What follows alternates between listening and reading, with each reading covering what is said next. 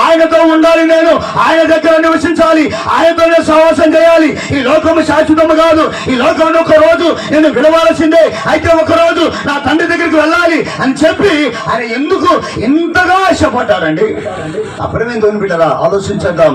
ఎందుకు ఇంత ఆశపడ్డాడంటే బైబిల్లో ఒక ఉపమానాన్ని దేవుడు తెలియజేశాడు. ఏంటా ఉపమానం అంటే, ఒక ధనవంతుడు ఒక లాజరు గురించి చెప్పారండి. ధనవంతుడు లాజరు గురించి ఎవరు చెప్పారు? యేసు ప్రభువే చెప్పాడు.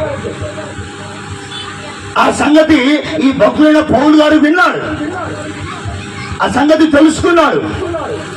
ప్రభువారు ఏం చెప్పాడు? ధనవంతుడు లాజరు గురించి చెబుతూ అక్కడ భక్తుడు ఉన్నాడు, భ్రష్టుడు ఉన్నాడండి.